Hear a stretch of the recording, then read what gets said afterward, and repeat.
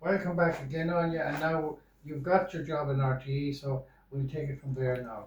Yeah, Okay? well, Yeah. I got a job with a program called Kursi, Okay. which was an Irish language, current affairs, and arts program. Okay. It was on air 5 days a week, Okay. and it was very interesting for somebody who had never done it before. Okay. There was a real buzz attached to it. Okay. I was very lucky that in the first few years I was there, I was doing research. Okay. I rarely went out to do reports or anything like Okay. that. Okay. I would advise any young one going into the business to go that route. Okay. It gives you an opportunity to learn the trade. Yes. Without being in front of camera. Yeah. Without and the mistakes, and we all make mistakes. Yeah, obviously, yeah. The mistakes are not on camera, if you Yeah, know what I mean. You've yeah. learned your trade before you do Yeah, the camera Because work. it's pretty scary to be in front of a camera. It and is. scary, And yeah. you often see people Yeah. who are perfectly great communicators in Yes. the normal way, Yeah, and as soon as the camera turns on, Yeah. they Get tighten up and they're tongue-tied. not able to do They it. can't. Yeah. So Yeah. I was very lucky. As I say, it was a very diverse program. Yeah. I Yeah. concentrated more on politics than on the arts, Okay. and indeed still do more politics than anything else. Yeah. I went on from when Kursi wrapped up. By then, TG Cahir had come on board. Okay. And RTE was supplying TG Cahir with programs and still do. That's part of the legislation. Okay. They have to supply them with a certain amount of programming. Okay. And our program was one of those. So myself and a friend, Maureen Ugaira, were presenting that. Okay. Before her, it was Sean O'Tourish and myself. Okay. And that went on for a number of years, and I thoroughly enjoyed it. And then RTE was had one of their very many programs where they were letting people go, and I decided to leave. Okay. And I went into print journalism for a number of years. Okay. And wrote for an Irish language newspaper called Funcha. Okay. And later then I was a columnist with the Irish Times. Okay. So and at the same time as I was doing French, I also did a radio program for Áine G on Sunday mornings, and again that was mostly current affairs and politics, and I did that for 2 or 3 years. But by then we had moved west, so I was driving back to Dublin on Sunday mornings to do it and coming down again and what have you. So that takes its toll. Then anyway the schedule changed, and I decided to do something else. Yes, yeah. So today I still broadcast. I still do radio probably once a week, sometimes twice a week. Yeah. I would do television, but not as much. And usually they'd be documentaries that journalists were being interviewed in. I wouldn't be presenting television anymore. Okay. During elections, I'd be on air, both on radio and television, doing analysis. And election count day is a big day on Áine G, so I'd be on that. Usually marathons of programs, maybe 14 hours on air and what have you. But I still enjoy it, and I still feel that I'm able to do it, and obviously they feel I'm able to do it, so I'm still employed. That's great. You obviously enjoy it as well. I do, I do, and it keeps your hand in, and it keeps the mind busy, and I think that's important. Yeah, so you have a good overview of politics generally, of issues and people and everything in a way, as a result. Try to, yes, at all. And I mean, it would always be a case, even if I weren't doing that, the big things I would watch for on television would be news and current affairs. Of course, obviously. Well, look, that's and you've really enjoyed that experience, and that. Absolutely. Yeah, I'm sure you did. And it's a great for a person who enjoys what they do. That's the big thing, and they get kind of energy from it, and it does a lot for them. So now the next thing we're going to talk is Tá sim agus in Nélga Inis dúin inéilge faoi sin. Well, mar an dúirt mé níos túisce nó rugú an iarthúisceart chun de bhío mé in san Ghaeltacht in marúntacht iris.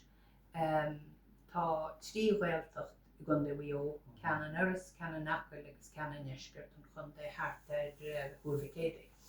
Agus tógiú le Gaeilge Somália mé chun ar scail lán Gaeilge, meánscail agus bonscail lán Gaeilge. Agus dábhrí sin is tócha go ras níos mó sima agam so Gaeilge beidir náma bheith ag duine nach rá an taithí sin acu. Mo chud is mó de ma híal ebre is trí Gaeilge a bhí mé déanam mo chud ebre chomá. Agus ach níos bonúsaí ná sin is cuid de ma híal agus cuid go ma éireacht ó ma winter héin I Gaeilge. Agus tá sé an táhachtach dom. Ní bhein ábhrú ar a bhaoine eile ach aon duine gur míonló Gaeilge labhairt bíonn mé gcónaí brasásta sin a dhéanamh. Agus ar nói is omíúr a íortar orm a bheith a profáil rudaí atá scríofa Gaeilge nó cabhar a thuirt a bhaoine dhéanamh.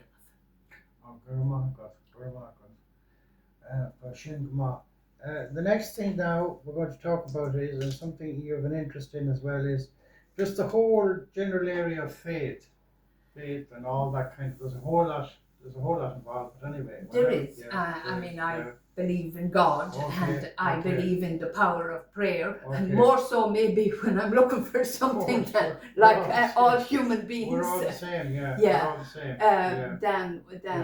But and that no more than my Gaeilge, that's something very much that came to me from my own parents and my aunts and uncles and my grandparents who lived beside us. It's inherent in the way we were brought up. They believed in being good neighbours, which was part of their faith. Really, it was.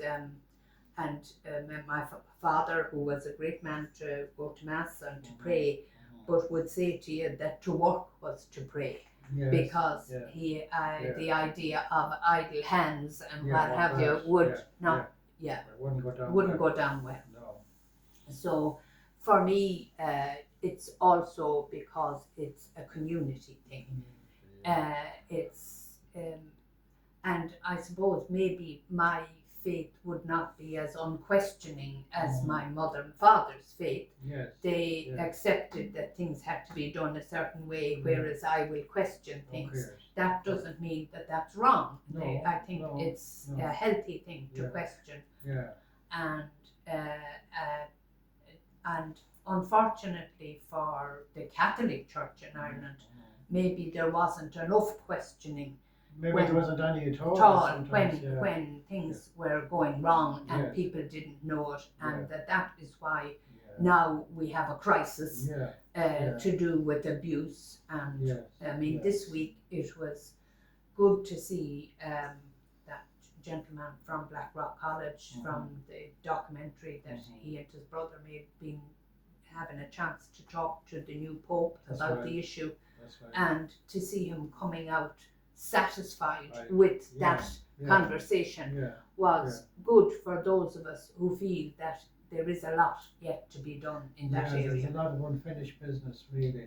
Unfortunately, and I suppose the other, as part of that, is the fact that people no longer attend Mass and the church as much as they used to. So maybe if this was all brought completely out into the open and properly discussed, that might all change again. And that's the hope. That's the hope that, because by keeping things quiet and secretive or whatever, it doesn't really work. It doesn't. And I mean, we always had a problem here in the church-state relationship, which was not healthy. That's right. I mean, there are other faiths, and they're as entitled as we are to their faith. That's right. So that should be allowed to happen. It should be, there should be and that acceptance. there should be more acceptance. Yeah, Yes. there should. So anyway, I know you practice your faith and you believe, as you say, and as a result, you've done things with this parish which we're grateful for too. You know, and you've helped out in so many ways in that. Well, the parish has helped me too, of course, because yeah. when I moved here, Yeah. it's over 20 years ago now, Yeah. and I didn't know very many people. Yeah. The parish afforded me the opportunity Yes. to get to know people, Of course, because as it happens, we always seem to be on the periphery of parishes, but where we built our house in Chiaráin is actually in Foxford Parish, but the O'Haras were always in Chiaráin, and they always went to Mass in Callow, so we did likewise, and still do, even though we've moved again. But that meant that when the work was to be done on the church, they were looking for volunteers looking for ideas for how to raise funds to get the work done on the church, and that afforded me the opportunity to get involved and to get to know people. And then as the years went by, we had the centenary of the church and the book to put together, and that was a very pleasant, I have to say. It was hard work, but it was very pleasant. We had a committee with no officers. Everyone got on with doing whatever had to be done. And that applied to the book or to the grounds outside that had to be prepared or whatever. And then, of course, the celebration itself, when it came, was a big success. And the when we did the pageant, I mean, I think I wrote it in 2 nights. You did. And the script then we produced it and got it out, and it was a big success, and it brought the whole parish, not just the people who went to Mass in Callow, it brought the whole parish together, and that was wonderful. And then, of course, this parish is rich in archaeological artifacts, etc. And the schools have all produced books, and over the years I'd have been asked, because of my friendship with Maureen Murphy, to help out occasionally with proofreading or stuff like that. And then, of course, after Bernie O'Hara published his last book, he formed the Heritage and Historical Group, and I'm involved in that as well, like yourself. So that has given me an opportunity to get to know the place and the people, and that has been a great pleasure. Yeah, that's great. And now that just leads us into the whole idea of community, which you've talked about already, that not just like the community, but you have that interest in community activity. I've always had an interest in community activities. I mean, even when we lived in Dublin and it was that bit more difficult, or when we lived in London for the few short years, I was always involved with school communities, and I would have volunteered in the primary school in London. When we came back to Dublin, I'd have been on boards of management and parents committees and all that kind of thing.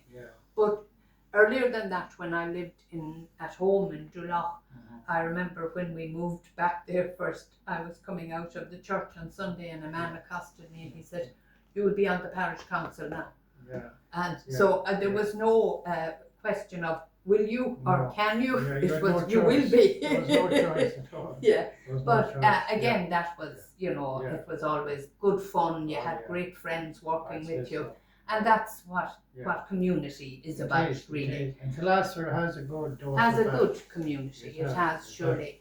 And even to this day, like things to be done at the church in Callow, everyone knows they can call. If I'm free, I'll do it. And no problem. I suppose one of the things I always enjoyed there was the teas we would do after Mass. That's right. and the chance to meet people. And people love that. And loved it. Absolutely, Yeah, and they we'll loved have to do it again. We'll have to. We can't let it die out. No, It would be a pity no. if we did. No, and Yeah, then last year it was yeah. very nice to have the mass outside again at the Yes. stone that was Yes. erected for Yes. the centenary. Yes. And again, that's something that perhaps We while are planning, we're able, we should keep going. Yeah, we are planning that, and we're planning to have another one at Chiaráin as well. Oh, good. Planning Yeah. it, yeah. Please God, so Yeah. please God, all that come to pass. Now, there's a few other little things. You're a very busy woman, and that's obvious from what you said. But I mean, just to talk about hobbies, if you can get a time at all for them. But anyway, just to mention well, them. of course, Yeah. I don't have a lot of hobbies anymore. Yeah, I have yeah. 2 grandchildren. Yeah, they're the hobbies. And they're become I wouldn't hobbies. say they're a hobby, but No, they're yeah, I spend a yeah, lot of time yeah, with them, and I do yeah, help out minding Yeah, them. of course. So, but Yeah. I'm an avid reader, Yeah. and I read anything. Anything, yeah, It doesn't yeah. have to be highbrow or Okay, lowbrow. okay. Just You read anything. it anyway. I read Yeah, it, yeah. and I thoroughly enjoy that. I Mhm. watch a bit of telly. I wouldn't be an avid telly watcher, but I Okay. would watch Watch a it, bit. Yeah. Over the years, I did bits of crochet and stuff like Okay, that. Yes. And yeah. I find I haven't done any of that in recent times, Thanks, but yeah. my eldest granddaughter is now 7, Mhm. and I have taught her mother how to do it, Okay. and I think I'll start teaching her No at this harm. point No as harm. well. No harm. It'll be a useful hobby for her to have It will. as the years go Yeah, by, Yeah, you know. it will, And yeah. to my youngest granddaughter will be 1 next Sunday. Okay. So we'll have to be saying love to Hannah Isabel, and Yeah. we'll celebrate that in a small way because Lovely. she's too young to She's know. too young to understand what it's Yeah. all about. Well, look, Áine, we had a very good interview, and you shared a lot about yourself there and what you did and all that kind of thing. So we're coming towards the end of it now. But I always ask people at the end of the interview, if we have time, I always say, well, for the people listening, and believe it or not, we get people from Donegal, from Wexford, we get people from all over Ireland. And some of them have no connection with Kildare. And I was in Donegal recently, and a man came up to me and said he knew me, and I didn't know how he knew me, and he said because he watches all these. So you get people from all over the country watching. And then, if someone knows that you were interviewed, people who know you will probably look at it. But anyway, So what's she blathering about now? no, but just like what bit of advice or what, would you say to people who watch these, or what would you have a piece of advice that would be valuable to everyone, maybe, or whatever? Well, I would advise anyone to be active in their community. Okay. That I would say in particular to people who move into it, new people who move into a community. Okay. Yeah. Be active in things that are happening in that community. Be active in your church if that's what you want, because it's a great way to meet people. It is. And I would certainly advise that. I would like to think, and I would advise young people to volunteer. Maybe if they don't want to volunteer at the church, that's fine, but to volunteer in local organisations, because it's getting more and more difficult to get volunteers. It is. So I would like to see a bit more of that, and I would hope that young people would listen to that advice, because it's very enriching to be involved. And for children who are a bit shy and that kind of thing, young people who are shy, if they get involved in some kind of a group activity or some kind of a group, they come out of themselves. Absolutely. They come out of themselves and they develop their personality, and and they become much more sociable. Yeah. Because when I was young, I was very shy, and I would barely say 2 or 3 words. And even when I went to Maynooth, I was still a shy individual. Yeah. But then I got to know a number of people, and all of a sudden that changed. I wouldn't say overnight, but over a period of a few years. Yeah. But only for that, I would be a very kind of a shy person with very little to say. But it was because I get to know people. Yeah. Now I wouldn't say I'm shy. I have to admit. You can't accuse you. No, but you would accuse me of that. No. But I'm private, Yeah. and I would not be telling my business Well, to everyone. And you're right. But I wouldn't be shy. No, and I do think it's very important to be involved. Yeah, you know the kids, and I see it in the primary schools. I see the children who help the teacher and who are willing to help, and even some of the servers who say, "Can we do something? What else can we do?" I remember when James Garrity passed away. There was one server there that day, and she kept saying, because we had to wait a long time for the body to come, obviously, Yeah. and she kept saying, "Is there anything else I can do?" Like, so, this was offering to help, which Yeah. is great. Yeah. And that child is like that, you know. And there's some like that as well. There's some then who are very kind of the shy or whatever it is. But you know, if they get the experience of being in a group where there's things to be done and where they're talking to people and all you see, that. you gain confidence You do. from You do. from doing something. That's right. Yeah. And that will Yeah. help. Yeah, you learn from doing. Mm. Yeah, there's nothing like the experience itself, you know. Absolutely. Yeah, because you can have all the education in the world and all the kind of training beforehand, but it's the actual experience itself. Yeah, because I remember when I came here, a particular man whom you know well said to me, he says, "You're a well-educated man," he says, and everything, which I am before I came here. He says, "But the real education will begin now." And he was dead right. He was dead right, so he was, you know. Yeah. So that's the truth, you know. So listen, Áine, thanks a million. That was a most interesting interview, and it's great to have the courage, as I said, to do it. Because some people, I asked them, and they kind of shy away from it. But you know, maybe by getting more and more people interviewed, we might get others who will agree. You know, Absolutely. just to know about them and to find out about them, and for people watching, it's very entertaining and it's pleasant. You know, so thanks a million. So I take your word for it. Good market. Okay.